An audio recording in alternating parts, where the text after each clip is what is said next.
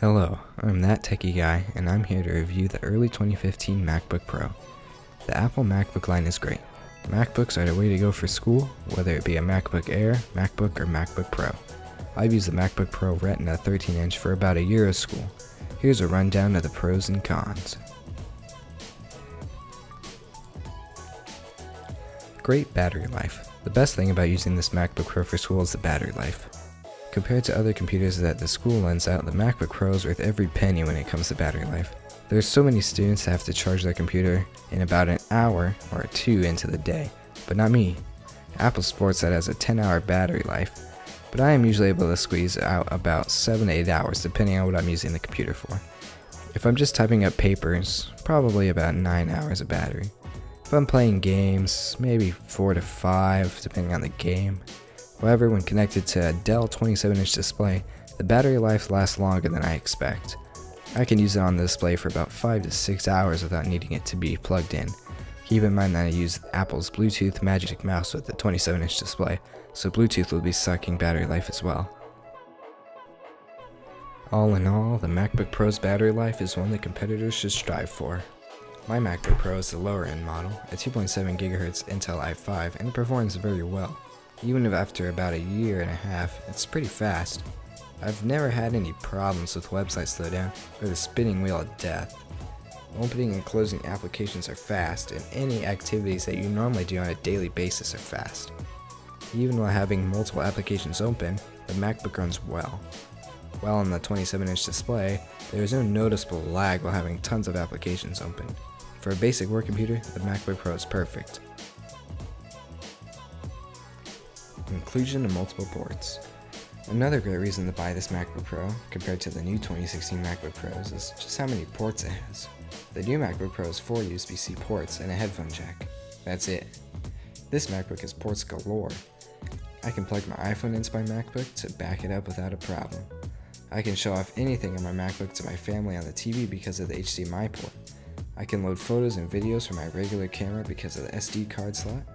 I can plug in my monitor easily without having to redo my setup for Thunderbolt 3.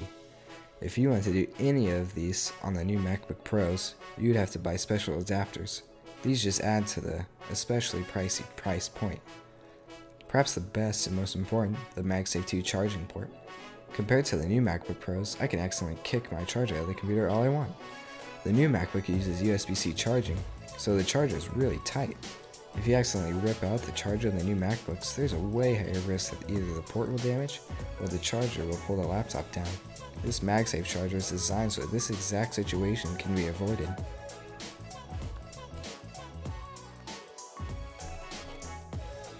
Video editing. With first-hand experience, I can honestly say this MacBook performs well when it comes to video editing.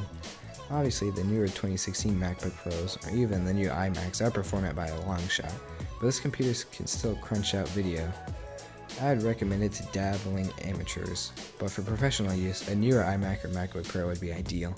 Adobe Premiere can slow down, but applications like Final Cut Pro or iMovie work like a charm.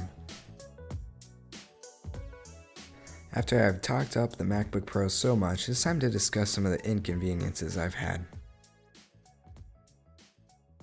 First and foremost, a recurring problem I've had with my MacBook at school is that Apple did not include a touchscreen with it. When I'm getting other students or teachers to look at documents or programs on my computer, they always try to scroll down using the screen. This might seem like a minor complaint, but it's very annoying always wiping stupid fingerprints off of the screen, especially when the screen is so beautiful. Another annoyance is the MagSafe 2 charging port. It's not the actual port itself that annoys me, it's just the fact that nothing else uses it. I'm always having to carry the bulky charger with me just in case my computer ever dies, because not a lot of other students have the MacBook charger just sitting in their backpack. Compare this to the 2016 MacBook Pro, or even the 12-inch MacBook. Both of them use a universal charger, USB-C, so more people are likely to have this cord if you ever need to borrow some power. I would take this into consideration if you're planning on purchasing this MacBook Pro over the new MacBook Pro. The new trackpad with haptic feedback is an amazing feat. I love it more than the next guy, but I have to admit, using it to its fullest potential can get annoying. With all the gestures and force clicking, I tend to do stuff on accident.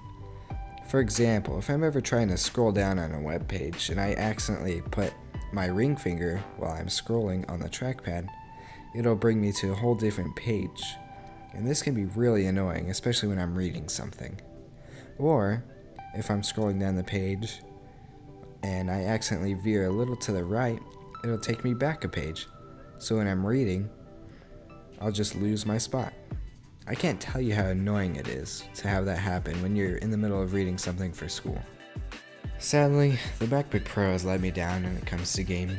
Even though it is the base model, I thought I'd be able to game a little. It's not that it can't game, but more so that it struggles with it. Flash games or browser games run fine, but must-have games for 8-year-old brothers or 10-year-old cousins like Roblox and Minecraft pushes the MacBook to its limits. I couldn't imagine what first-person shooter games would do to this computer. All in all, the early 2015 MacBook Pro is a solid computer. I would recommend it to any student or person that wants a good, reliable computer to do everyday tasks on. Also, I would recommend it to anyone wanting to dabble in video creating. To me, the pros outweigh the cons and makes this computer one of the best in the MacBook line. With a super fast Intel i5 and great Intel graphics, it's definitely a pro computer. I would say it's better than the newer MacBook Pros just because of all the ports. Until next time, I'm ThatTechyGuy. See you later. Subscribe and like this video.